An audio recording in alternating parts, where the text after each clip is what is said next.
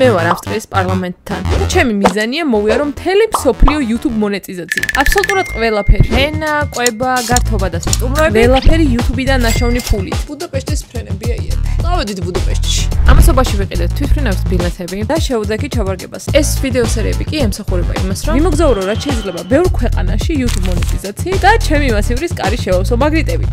მე უკვე ძალიან ბევრი ფული მაქვს გადახდილი და სახლიდან ფეხიც არ მაქვს დადგმული. ამიტომ ფულის ზოგვა იწყება ამ წამიდან. ძალიან ბევრი რაღაც გამოვიძახე ორი ნაბიჯიდან, ძალიან კაი ფასებით. ეხლა განახებთ რა მიმაქვს. ძალიან ბევრი ყავა, ძალიან ბევრი სნექი მიმაქვს, მარილიანი სნექებიც მიმაქვს, წყლები, მსველი ხელსახოცები, მშრალი ხელსახოცები, მაკიაჟის მოსაშორებელი, თბილის პასტა, ახალი ტულის ჯაგრისი, ყევები და ისევ სნექები. მოკლედ ჩავლაგები და წავედი. შეგახსენეს რომ ამ ვიდეოს მეგობარი კომპანია არის ორი ნაბიჯი, რომელმაც გრძელი და დამღლელი გზა შემიმსუბუქა და უკვე 4 საათში ქუთაისის აეროპორტში ვიყავი. ძალიან მეძინება. უკვე დილის 5 საათია და 3 საათში ვიკდებით ბუდაპეშტში. დილის 7 საათზე ბუდაპეშტის აეროპორტში ჩასულს და დაღლილს მხოლოდ ის მინდოდა რომ ტაქსი გამომეძახებინა და სასტუმრომდე მივსულიყავი. მაგრამ მივხვდი რომ თუ გვინდა რომ უფრო კაი რაღაცები ვნახოთ, მე 30 ევრო არ უნდა გადამეხადე ტაქსში და გადავიხადე 7:30 მე მგონი ავტობუსში. ჩემი ლაქში რა ანანოსის და ტირის, მაგრამ არავიშოს. რადგანაც ძალიან დილით ჩავედი, ამიტომ ერთი დღით ადრე დავჯოშინე ნომერი მარტივად რომ დავჩექინებულიყავი. მაგრამ ყველაფერი ისე მარტივად, რა თქმა უნდა, არ დაალაგდა როგორც ვიმედოვნებდი. ძალიან გაბრაზდებული ვარ. წინდა ღამით დავჯოშინე ეს სასტუმრო. იმიტომ რომ მოვიდოდი 3 საათამდე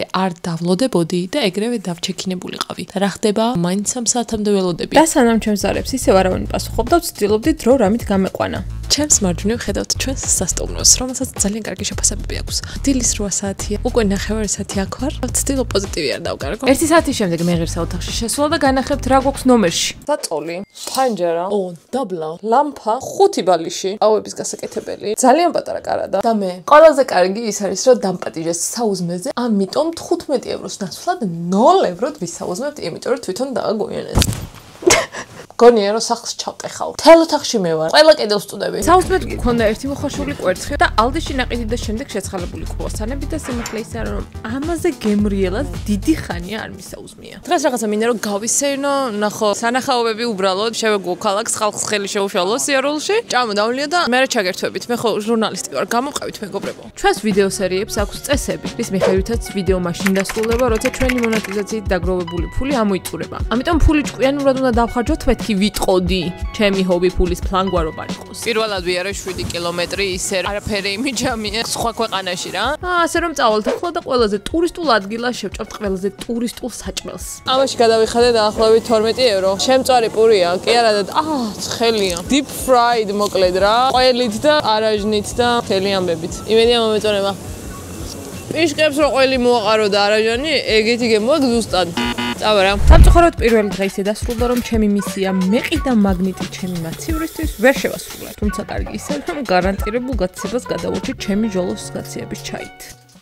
პირველი ოფიციალური გაღვიძება ბუდაპეშტში. აი აქ ვცხოვრობ, უპაწაწენეს ოთახში. მე დღეს საყურლობა. დღეს გვაქვს ძალიან ლაქშერი გეგმა. მიდივარ რესტორანში, რომელიც ერთ-ერთი ყველაზე ლამაზ რესტორნად ითვლება ბუდაპეშტში. დღეს საკმაოდ ცივა. და თუ გინდათ რომ გული გამითხრათ, დალაიქეთ ეს ვიდეო, მე გამომიწერეთ. ავიდეთ 100,000 კაბობწერზე. ხომაგრა დაკერე პროსტა აღიერე რა.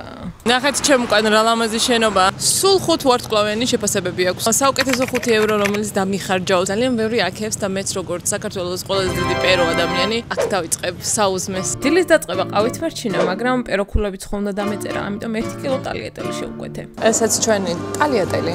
ერთად გავსინჯოთ და გეტყვით ღირს თუ არა. ჩემ აზრით უკვე ღირს, სულ რომ უგემური იყოს. გემრიელი სადილის შემდეგ ორი უმნიშვნელოვანესი ადგილი უნდა ნახოთ ჩვენი სიიდან. ბუდას ციხესიმაგრე და Fisherman's Bastion. აი ასკილი. ბუდა კესელზე ამოვედი, ესკალატორით ამოვედი. იყო ერთი ოფშენი რომ ფუნიკულიერით ამოსულიყავი 15 ევროდ, მაგრამ მე როგორც YouTube-ის ყველაზე ბიუჯეტურმა queen-მა დავსოგებული და მოვედი ესკალატორით. ეხლა წარმოიდგინეთ მზის ჩასვლა რო ყოფილიყო, როგორ გაასწორებდა.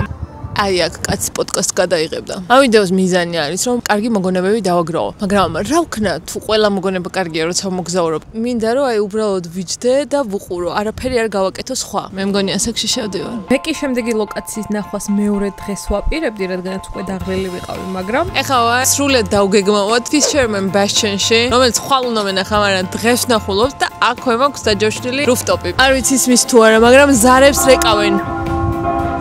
გაგვიმოჯოს.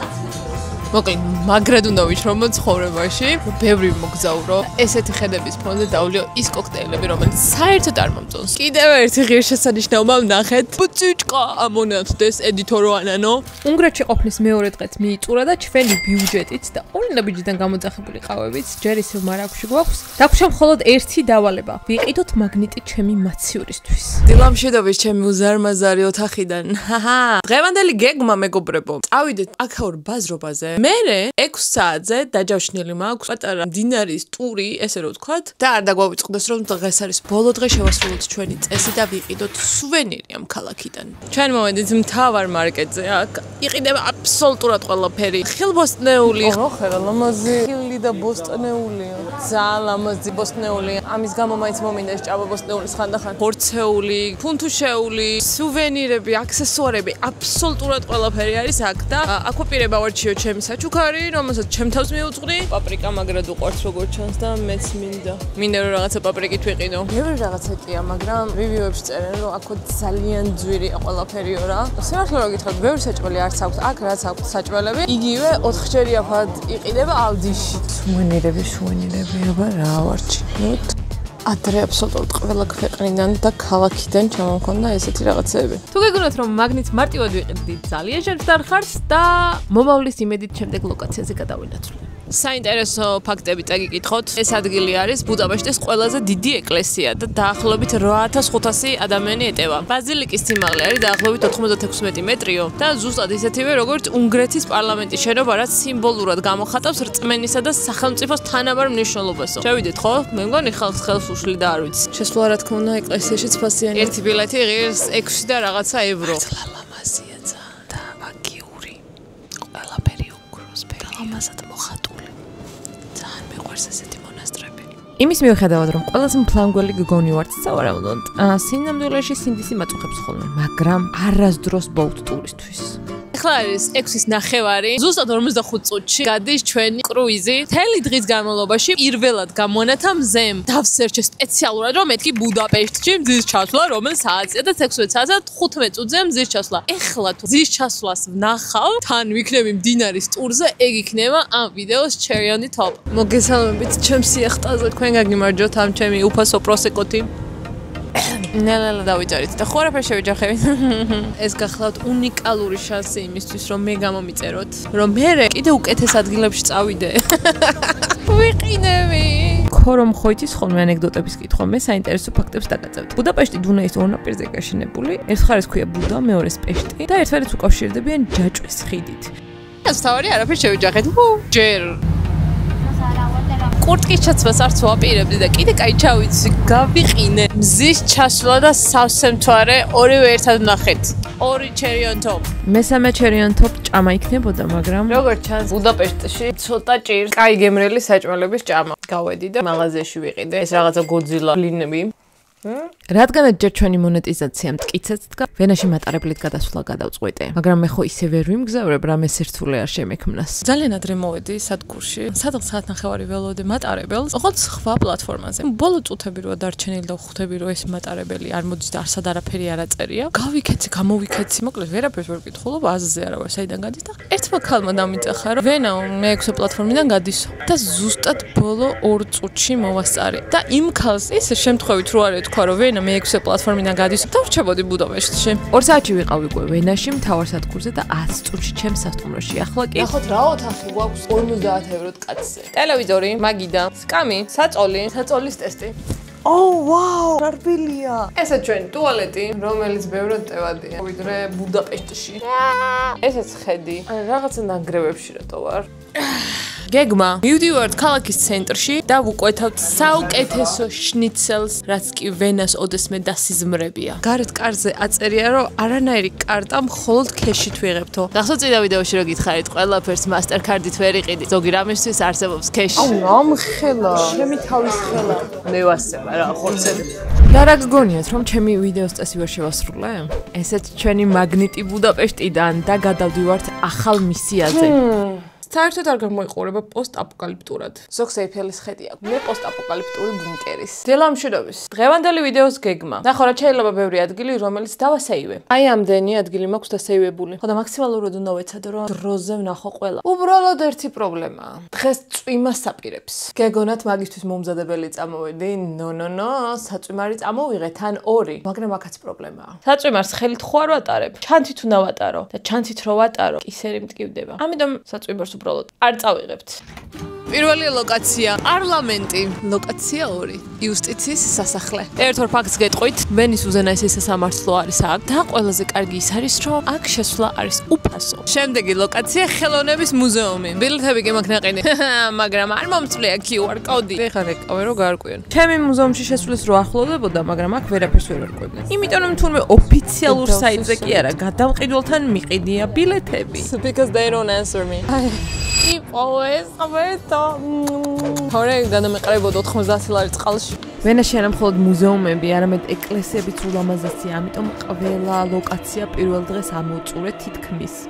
შემდეგი ლოკაცია ავსტრიის ეროვნული ბიბლიოთეკა და ალბათ გკითხავთ რა გინდა ბიბლიოთეკაში დაჯექი და თემქაზე იკითხე წიგნებიო, მაგრამ წამოხო. იმის მიუხედავად რომ იმედი გქონდა მივიდოდი ძალიან დიდ ბიბლიოთეკაში და ერთ-ორ წიგნს გადავხურცლავდი, სამწუხაროდ ეს ყველაფერი მხოლოდ დეკორაციული შინაარსის იყო, თუმცა მაინც დავტკბე. შემდეგი ჩვენი ლოკაცია ძლივს არის საკვები ობიექტი. კაცუნი გაიგეთ თუ არა ვიცი. მაგრად კაცუნს. გემრიელობების მირთმევის შემდეგ წავედით მაღაზიაში. აბა ნახოთ ეს არის. ვახ 10 ევრო და 4 ევრო. ესეც 10 ევრო ეს 13 ევრო რა ამბობია. ვახ ესეც 20 ევრო რა ამბობია. აქ შეიძლება ყველაფერი ძალიან ძვირია, მაგრამ თქვენ შეგიძლიათ ძალიან იაფად იყიდოთ პროდუქტები ორი ნაბიჯის აპლიკაციიდან. გადმოწერეთ, რასელოდებით. წავედით ახლა. Hello. სუვენირების ყიდვა არ ვიცი რატო ავირჩემე. ალბათ იმიტომ რომ ჩემთვის ყველაზე რთული საქმეა ხოლმე ქვეყანაში ჩასვლა ეგ სუვენირების ყიდვა. ნახე მოცარტი, ეს ჩემი ძმაკაცია. ყველაზე საყვარელი აქსესუარი ვიყიდე ვენიდან. დავარულოთ კოპირაითი დამედება და თუ დამედო თქვენი ბრალი იქნება. წინა სასტუმროდან ჩაი გამოვიყოლე. იმედია კარტიდან ფულს არ ჩამომაჭრია, ჩაი რომ მოვიპარე. კიდე ნაღებიც წამოიღე, მაგრამ მაინც ჩემს ყავს სო. სულ მეშინია რომ რაღაცას თავს დავარტყამ თავიდან. მონაღად არაფერს დავარტყამ თავს.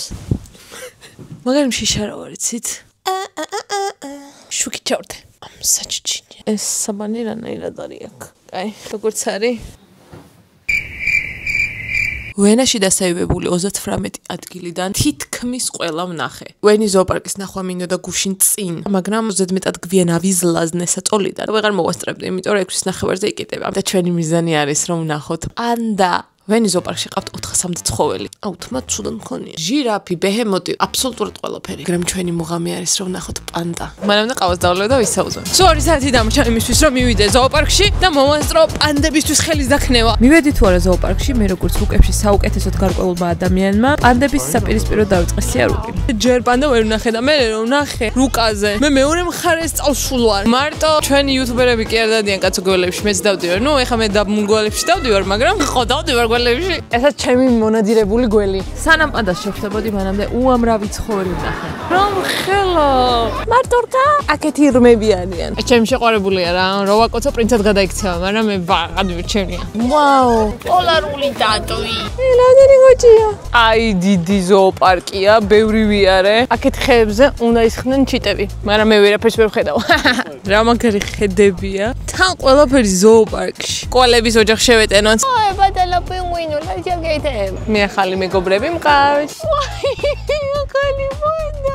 ყველა შეყუჟულია სცივად. რამდენიმე საათის ბოდიალის შემდეგ მივაგენით პანდებსაც, რომლებიც ესე ბუნჩულად დაბაჯბაჯებდნენ. რა თქმა უნდა, ხელით დაუყლიეთ. რა საყვარელია. დილა მშვიდობის. იცე ვენიდან. აი უკეთესი ამინდი ვერ დამემთხეოდა რა. არა უშავს, ჩავიცვათ კურტკა და წავიდეთ. ჯერ კუქები ვიყიდოთ, იმიტომ რომ ეგ არის ერთ-ერთი ყველაზე დაჰაიპებული ადგილი და აღმოჩნდა ვარის ჩემს სასტუმროსთან. ამ ადგილს ქვია Ich bin süß. Raspberry, სამმაგი შოკოლადი. მოგორია.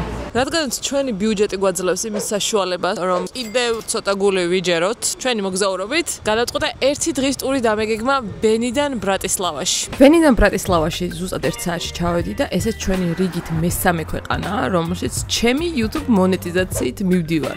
ისეთი პატარა ქალაქია. სად დამჯდარიყავი, არ ვიცოდი. ფაქტიურად ისე გამოვიდა, რომ ბენიდან ბრატისლავაში ჩამოვედი, ნამცხრით შესაძმელად და ყავის დასალებად. ავტორებს ევროპა. აბა თქვენი ეზოს რა გამიხარდა ახლა ყველაზე მეტად?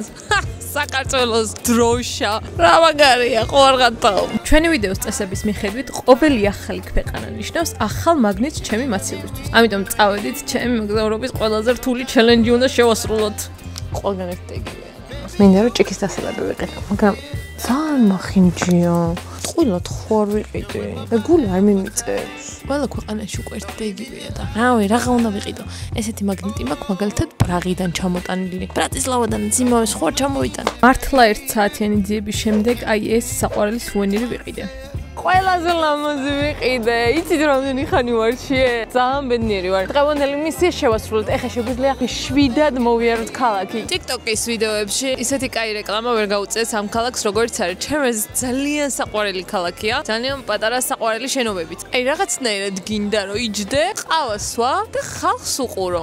იმის გამო რომ ბრატისლავა ძალიან პატარა ქალაქია ტურისტისთვის, აღარ ვიცოდი რა მეკეთებინა და მზის ჩასვლისთვის ბრატისლავას ციხეზე ასვლა გადავწყვიტე. მეტი რა გინდა. ამაზე მაგარი მემორი დღეს მე მგონი არ გვექნება. პრინციპში ყველა დღე დასამახსოვრებელი მოგონება იყო. ვაუ, არა და მთელი გზა წუწუნებდი რომ მეთქი სად მივდივართ და ვიყალეთ, ვაიმე, ხუნეში თამოვიდი, მაგრამ ყოველ ჯერზე როცა სადღაც მაღლა ადიხარ, როცა გადახედავ გზას, იფიქრებ რომ ეს ხედები ღირდა ამად და ეს მიღწევები ღირდა ამად. მზის ჩასვლის ფონზე ზედმეტად პოეტური ხდები. ჩვენი ბოლო დარჩენილი 5 ევრო დავხარჯე მაგნიტში და ჩვენი ვიდეოს მიზნის შესრულებაში. სახში კი ძალიან ბევრი მოგონებით, 3 მაგნიტით და ახალი მიზნებით დავბრუნდი. შემდეგ ვიდეომდე.